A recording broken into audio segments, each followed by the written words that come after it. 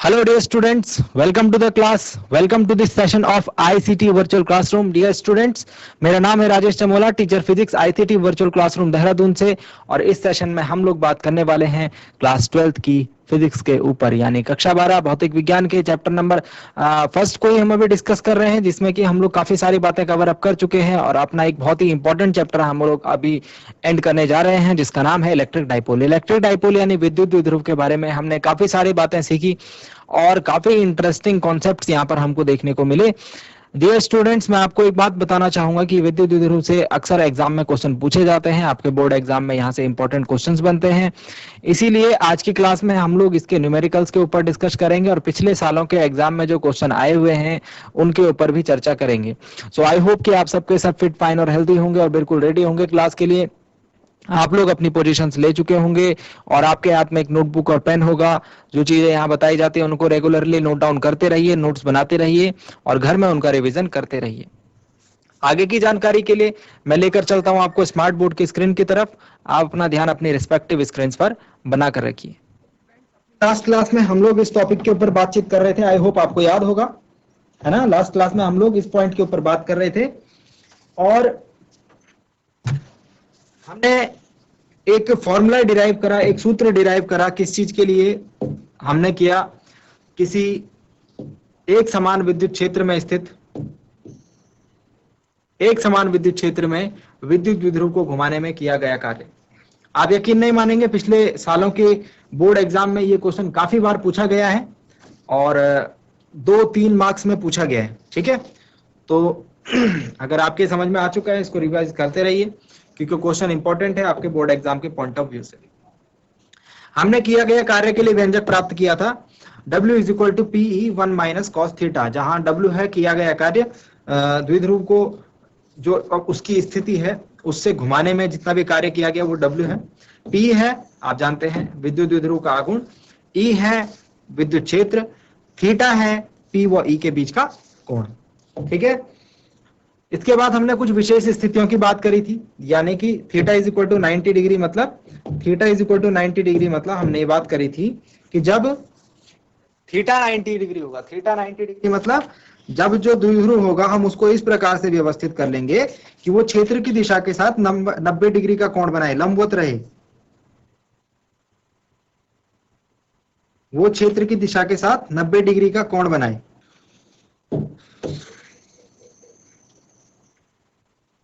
मतलब क्षेत्र हमारा इस प्रकार से है, इस दिशा में, और द्विध्रुव जो है वो इस दिशा में रखा गया, सॉरी ऐसी दिशा में।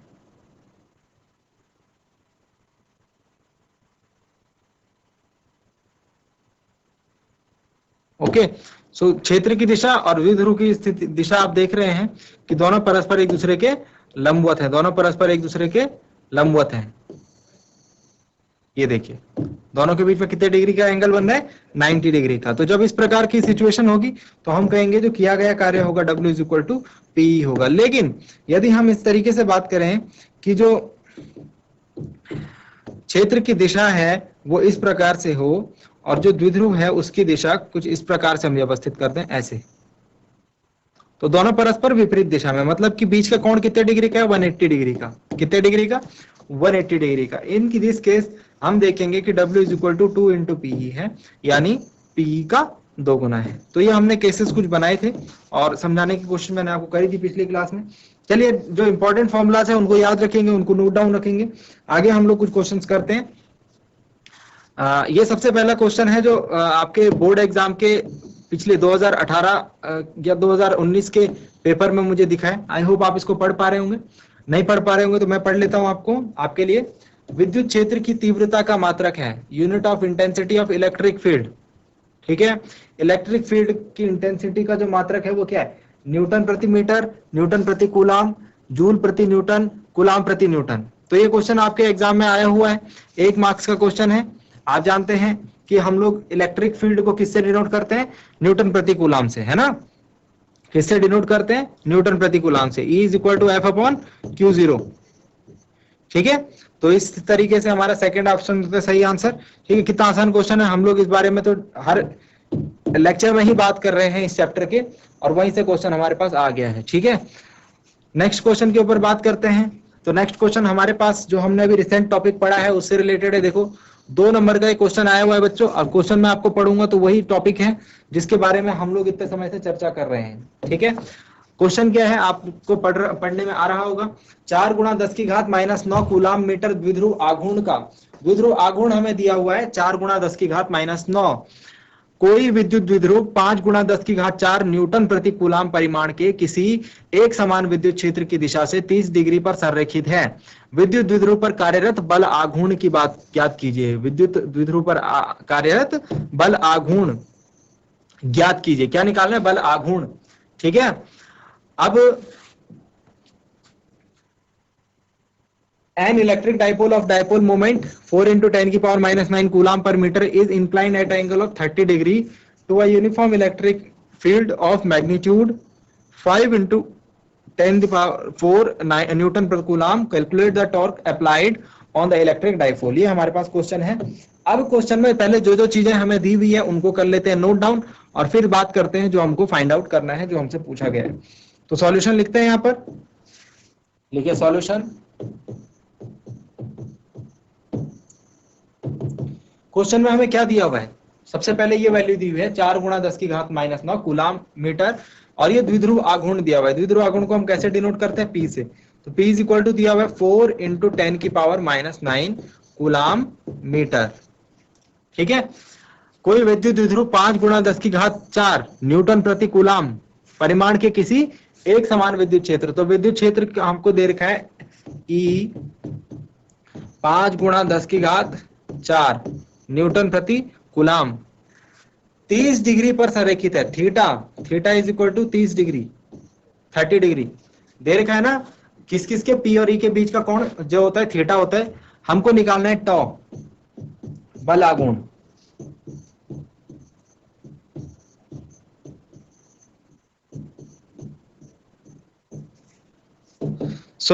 अगर हम इसको सॉल्व करने जाएं तो आप लिखेंगे चूंकि tau is equal to P E sine theta. Tau is equal to क्या होता है? P E sine theta. इस वैल्यू में पुट करेंगे, वैल्यूज इस फॉर्मूला में पुट कीजिए वैल्यूज को। 4 इंटू 10 की पावर -9 इंटू ई कितना है? 5 इंटू 10 की पावर 4 साइन थीटा कितना है हमारे पास? 30 डिग्री। ठीक है, 4 5 तो 20 हो जाएगा, 10 की पावर -9 प्लस 4 कितना हो जाएगा? -5, और साइन 30 कितना होता है? 1/2। 2 से 20 कट गया 10 टाइम्स, तो ये हो गया 10 की पावर -4, 10 की पावर -4। और अब आप बताइए कि टॉर्क की जो है टॉर्क की यूनिट क्या होगी? टॉर्क की यूनिट क्या होगी? तो हम टॉर्क की यूनिट कैसे निकाल सकते हैं? न्यूटन प्रति कूलाम, और इसके साथ ही हम P और E की जो यूनिट्स हैं वहां से भी निकाल सकते हैं एक तो। ठीक है, तो न्यूटन मीटर आ जाएगी इसकी एक यूनिट। ओके, एक यूनिट इसकी न्यूटन मीटर आ जाएगी।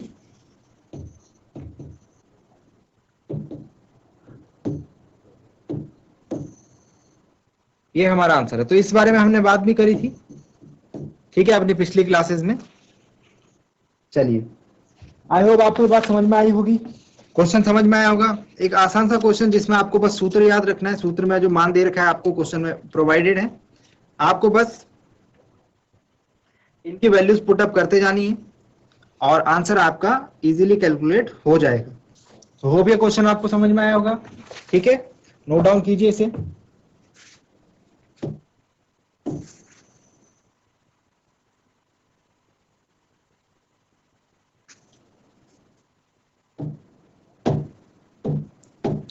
यहां पर साइड में लिख देंगे sine 30 is equal to 1/2। Sine 30 degree is equal to 1/2। Note down कीजिए इसे बच्चों। चलिए नेक्स्ट क्वेश्चन देखते हैं। तो ये क्वेश्चन हमने फर्स्ट पार्ट में पढ़ा था। ओके, एक धातु के टुकड़े से कितने इलेक्ट्रॉन हटाए जाएं कि इस पर 1.0 इंटू 10 की पावर -7 कूलाम का धनावेश रह जाए। हमने इस प्रकार के क्वेश्चन जो है अपने फर्स्ट पार्ट में करे हैं इलेक्ट्रोस्टैटिक्स वाले में। मैं आपको यहाँ पर ये दिखाना चाहता हूँ कि ये सिंपल सा क्वेश्चन भी 2 मार्क्स में पूछा हुआ है। तो अब तक हम जो जो चीजें पढ़ चुके हैं वो सब आपके बोर्ड एग्जाम के पेपर में आपको दिखेगा। ये आई थिंक 2019 या 2018 का ये बोर्ड एग्जाम का पेपर है, ठीक है। उसमें क्वेश्चन मुझे दिखा किसी विद्युत द्विध्रुव को। अब ये क्वेश्चन आया हुआ है रिसेंटली पिछले 1-2 साल के पेपर में, और क्वेश्चन मैं पहले आपके सामने पढ़ रहा हूं, फिर इसका सॉल्यूशन मैं आपसे बात करूंगा। किसी विद्युत द्विध्रुव को विद्युत क्षेत्र में क्षेत्र की दिशा से थीटा कोण तक घुमाने में किए गए कार्य का सूत्र प्राप्त कीजिए। इसके अथवा में जो क्वेश्चन है, किसी विद्युत द्विध्रुव द्वारा उसके निरक्षीय रेखा पर स्थित बिंदु पर विद्युत क्षेत्र का व्यंजक प्राप्त कीजिए। दोनों ही क्वेश्चन देखिए हम लोग डिस्कस कर चुके हैं। और कितने मार्क्स में आया हुआ है क्वेश्चन? 3 मार्क्स में। कितने मार्क्स में आया हुआ है क्वेश्चन? 3 मार्क्स में। तो देखिए जो जो चीजें हम पढ़ रहे हैं क्लास में वो सभी आपके एग्जाम में वहां से क्वेश्चन पुटअप होते हैं, ठीक है। ऐसा नहीं है कि क्लास में जो बातें बताई जा रही हैं वो आपको देखने को नहीं मिलेंगी, ठीक है। तो जो भी बातें बताई जा रही हैं वो सभी इंपॉर्टेंट हैं, आप उनको नोट डाउन जरूर करते रहें, क्योंकि एग्जाम में आपको क्वेश्चन डायरेक्ट देखने को मिल जाएगा। एग्जाम में क्वेश्चन आपको डायरेक्ट देखने को मिल जाएगा। तो ये क्वेश्चन का सॉल्यूशन आई डोंट थिंक कि मुझे करवाने की जरूरत है, क्योंकि रिसेंटली किसी क्लास में ही हमने ये क्वेश्चन किया है। आई थिंक आपकी पिछली 1 या 2 क्लास में हमने ये सॉल्यूशन किया है। तो ये इस 3 नंबर के जो मार्क्स है, 3 मार्क्स का जो क्वेश्चन है उसका सॉल्यूशन है। आप इस डेरिवेशन को उसमें लिखेंगे, W = PE 1 - cos थीटा आपका फॉर्मूला बनना चाहिए। उसमें आप स्पेशल कंडीशंस, विशेष स्थितियों को भी डिस्कस कर सकते हैं। तो ये आपका 3 मार्क्स का क्वेश्चन है। मैं आपको क्या बताना चाह रहा हूं कि आपके एग्जाम पेपर में ये क्वेश्चन आपको देखने को मिलेंगे। नेक्स्ट ये आई थिंक 2016 या 2015 का पेपर है। इसमें जो क्वेश्चन है उसे मैं आपके लिए पढ़ देता हूं। आई डोंट थिंक ये बिल्कुल क्लियरली विजिबल होगा, फिर भी पढ़ ले रहा हूं। एक विद्युत द्विध्रुव समान विद्युत क्षेत्र में क्षेत्र की दिशा से थीटा कोण बनाता है। इसे रेखांकित चित्र द्वारा दर्शाइए तथा इस पर कार्य करने वाले बल आघूर्ण के लिए व्यंजक प्राप्त कीजिए। आपको टाउ के लिए फॉर्मूला डिराइव करना है, ठीक है। एक विद्युत द्विध्रुव समान विद्युत क्षेत्र में क्षेत्र की दिशा से थीटा कोण बनाता है। इसे रेखांकित चित्र द्वारा दर्शाइए तथा इस पर कार्य करने वाले बल आघूर्ण के लिए व्यंजक प्राप्त कीजिए। तो हमने पिछली क्लासेस में ये क्वेश्चन भी डिस्कस किया है और इसके लिए भी फॉर्मूला हमने डिराइव किया है। आई होप कि मैं आपको दिखा पाऊं। ओके, ये है हमारे पास जो इसका फॉर्मूला है वो हमने इस प्रकार से डिराइव किया था। मैं अगर इसको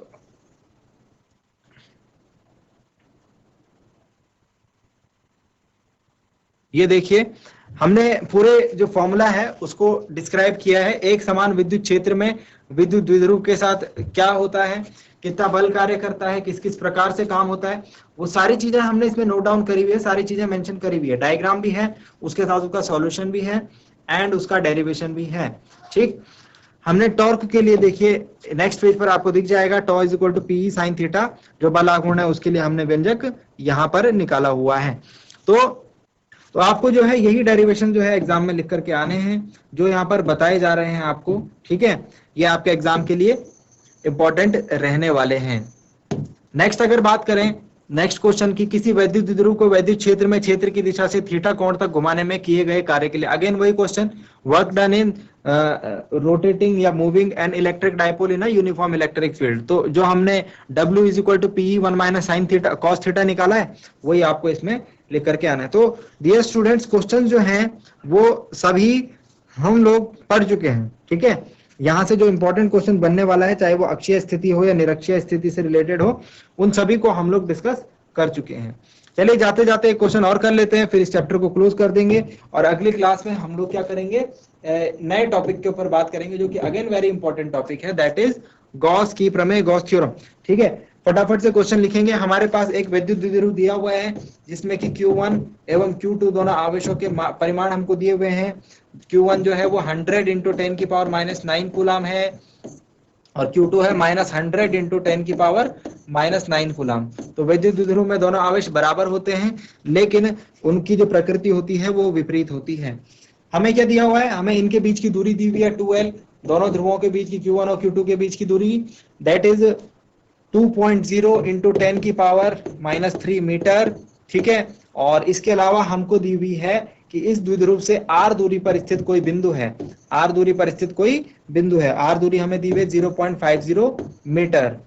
यहाँ पर कोई बिंदु है, इस बिंदु पर हमें क्या करना है, अक्षीय स्थिति और निरक्षीय स्थिति, ई अक्षीय फाइंड आउट करना है, अक्षीय स्थिति पर कितना अगर ये बिंदु होगा तो कितना इसमें विद्युत क्षेत्र होगा, और निरक्षीय स्थिति में ये होगा तो कितना विद्युत क्षेत्र होगा। आई होप आप बात समझ रहे होंगे। इस प्रकार के क्वेश्चन हम लोग पिछली क्लासेस में सॉल्व कर चुके हैं। जल्दी से इसे सॉल्व कीजिए और मुझे आंसर्स बताइए। जल्दी से इस क्वेश्चन को सॉल्व कीजिए और इसके आंसर्स बताइए। देखिए, इसको जब आप सॉल्व करेंगे तो सबसे पहले आपको P फाइंड आउट करना होगा। सबसे पहले आपको क्या फाइंड आउट करना होगा, P फाइंड आउट करना होगा।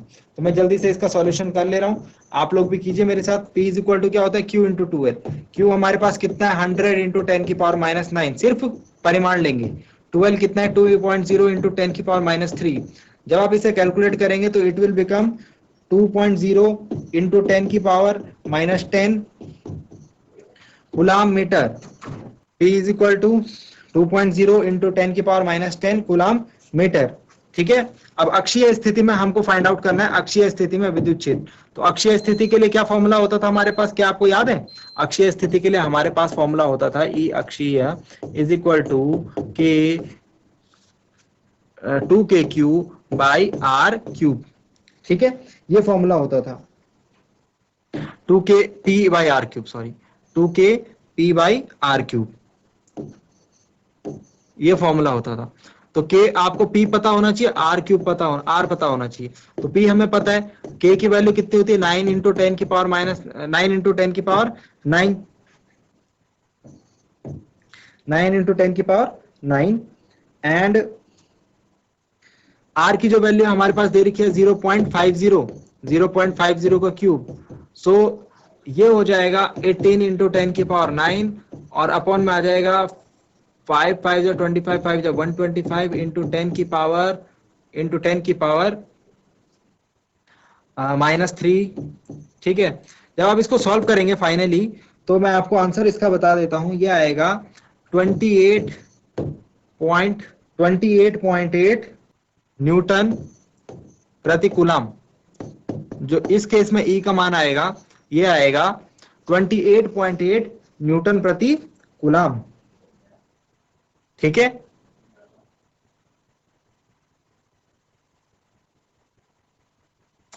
P की वैल्यू हमने यहां पर नहीं रखी, P की वैल्यू भी आप यहां पे पुट करेंगे 2kp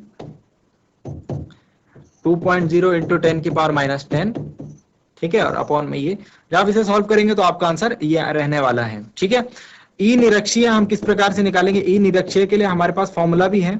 ई निरक्षीय के लिए हमारे पास क्या फॉर्मूला है, kp बाई आर क्यूब। ठीक है, kp by R cube 9 into 10⁻⁹ and 2.0 into 10⁻⁻10 upon 0.50 का होल क्यूब। और जब आप इसे सॉल्व करेंगे तो आपका आंसर आना है 14.4 न्यूटन प्रति कूलम। या तो आप इस तरीके से कीजिए, या तो आप इस तरीके से कीजिए। ठीक है, अदरवाइज आपके पास एक और तरीका है। अदरवाइज आपको ये बात और पता है कि जो निरक्षीय अगर बिंदु जो है समान दूरी पर स्थित है, देखो कैसे, दोबारा से याद करते हैं इस बात को। अगर बिंदु जो है, सपोज ये हमारे पास विद्युत द्विध्रुव है और इसमें जो बिंदु है ये हमारे पास विद्युत द्विध्रुव है, suppose this is -q and this is +q और ये इनके बीच का बिंदु O है। अगर बिंदु जो है समान दूरी पर है, मतलब कि अगर अक्षीय स्थिति में वो यहाँ पर है P पॉइंट पर, हम केंद्र से इसकी जो दूरी लेते हैं वो r लेते हैं और केंद्र से उतनी ही दूरी पर, केंद्र से r दूरी पर ही ये निरक्षीय स्थिति में ही है, मतलब दूरी जो है समान है। और उसी बिंदु, उसी विद्युत द्विध्रुव के अक्षीय और निरक्षीय स्थिति में समान दूरी पर स्थित वो बिंदु है, तो उसके लिए हम क्या करते हैं, ई अक्षीय और ई निरक्षीय में हमारे पास एक फॉर्मूला है, एक रिलेशन है, हम उसको अप्लाई करते हैं। वो रिलेशन क्या है, वो रिलेशन है ई अक्षीय इज इक्वल टू 2 इंटू ई निरक्षीय। मतलब अक्षीय स्थिति में जो विद्युत क्षेत्र होगा वो निरक्षीय स्थिति में विद्युत क्षेत्र का दुगुना होगा। ठीक है, तो इससे भी आप जो है इसको फाइंड आउट कर सकते हैं, इस फॉर्मूला का यूज करके भी आप इसको फाइंड आउट कर सकते हैं। आई होप आपको बात समझ में आई होगी। तो इस प्रकार के न्यूमेरिकल्स आपको यहाँ से देखने को मिलेंगे, इस प्रकार के क्वेश्चंस आपको यहाँ से देखने के लिए मिलेंगे। तो इस प्रकार से हमारा जो टॉपिक है जिसमें कि हमने विद्युत द्विध्रुव को देखा, विद्युत द्विध्रुव के आघूर्ण को देखा और हमने प्रत्यानयन बल युग्म के ऊपर चर्चा करी। एक समान विद्युत क्षेत्र में जो विद्युत द्विध्रुव है उसको घुमाने में किए गए कार्य के ऊपर चर्चा करी। अक्षीय और निरक्षीय स्थिति के लिए व्यंजक प्राप्त करे और उनके न्यूमेरिकल्स कर काफी ज्यादा इंपॉर्टेंट पार्ट ये हमने कवर अप कर लिया है। अब आप अगली क्लास के लिए एक हेडिंग डालिए। नेक्स्ट क्लास में हम लोग जिस इंपॉर्टेंट टॉपिक को स्टार्ट करने जा रहे हैं उसका टाइटल डालिए, ठीक है। और यहाँ पर हम लोग एक टॉपिक जिसको चर्चा कर चुके हैं, विद्युत फ्लक्स, इलेक्ट्रिक फ्लक्स।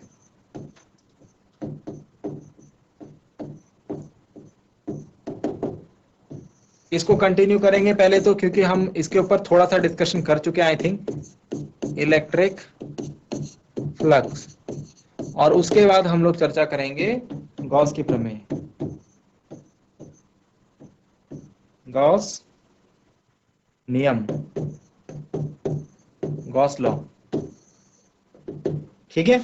तो इन पॉइंट्स के ऊपर हम लोग अगली क्लास में डिस्कस करने वाले हैं। इन पॉइंट्स को हम अगली क्लास में कंटिन्यू करने वाले हैं। ओके, सो डियर स्टूडेंट्स, ये पार्ट हम लोग आज कवर अप कर रहे हैं। इसके न्यूमेरिकल्स वगैरह आप लोग घर से भी एक बार प्रैक्टिस कीजिएगा, रिवाइज कीजिएगा। जो बातें बताई गई हैं चैप्टर में इंपॉर्टेंट, उनको आप जरूर नोट डाउन कीजिएगा और घर से भी जरूर एक बार रिवाइज कीजिएगा। हम लोग पढ़ रहे हैं आपकी बुक के पहले चैप्टर को, जिसका कि यूनिट है, यूनिट का नाम है इलेक्ट्रोस्टैटिक्स यानी स्थिर वैद्युतिकी। और इसमें हम लोग विद्युत आवेश एवं उसके विद्युत क्षेत्र के ऊपर बात कर रहे हैं, उसको समझ रहे हैं। हमने स्टार्टिंग में विद्युत आवेश को समझा, विद्युत क्षेत्र को समझा, विद्युत द्विध्रुव एक इंपॉर्टेंट कॉन्सेप्ट को समझा, कूलाम के नियम को हम पहले ही समझ चुके हैं, ठीक है। और जो स्थिर वैद्युत बल है उसके बारे में भी हमने चर्चा करी है। विद्युत क्षेत्र और विद्युत क्षेत्र की तीव्रता को समझा है। और हमने रिसेंटली विद्युत द्विध्रुव और विद्युत द्विध्रुव से संबंधित जितने भी इंपॉर्टेंट टॉपिक्स हैं, चाहे वो विद्युत द्विध्रुव का आघूर्ण हो, चाहे वो बल आघूर्ण हो, चाहे वो प्रत्यानयन बल युग्म हो, चाहे विद्युत द्विध्रुव को एक समान विद्युत क्षेत्र में घुमाने में किया गया जो कार्य है वो हो, चाहे हमने विद्युत द्विध्रुव के संबंधित अक्षीय और निरक्षीय स्थिति पर जो बिंदु होंगे उनके लिए व्यंजक प्राप्त करना हो, उन पर आधारित न्यूमेरिकल्स हो, सभी हम लोग कवर अप कर चुके हैं। और आज की क्लास में मैंने आपको दिखाया भी है कि पिछले साल के बोर्ड एग्जाम्स में ये टॉपिक्स कितनी बार पूछे गए हैं। तो आई होप कि आपने नोट डाउन करे होंगे, आप इनको रिवाइज टाइम टू टाइम करते रहेंगे। अगली क्लास में हम लोग गॉस के नियम के ऊपर चर्चा करेंगे। अगेन इसके अनुप्रयोग, गॉस नियम के जो अनुप्रयोग हैं आपके एग्जाम में काफी ज्यादा पूछे जाते हैं, इंपॉर्टेंट है, इसीलिए हम लोग कुछ टाइम गॉस नियम के ऊपर चर्चा करेंगे। उससे आधारित जितने भी क्वेश्चंस आपके एग्जाम में पूछे जाते हैं उनके ऊपर भी डिस्कशन करेंगे। आई होप डियर स्टूडेंट्स आज की क्लास आपको इंटरेस्टिंग लगी होगी, पढ़ के मजा आया होगा और आपने आज कुछ नया जरूर सीखा होगा। अगली क्लास में मिलेंगे एक नए और इंटरेस्टिंग टॉपिक के साथ। क्लास से जुड़ने के लिए आप सभी का बहुत बहुत धन्यवाद। Thank you very much and have a nice day.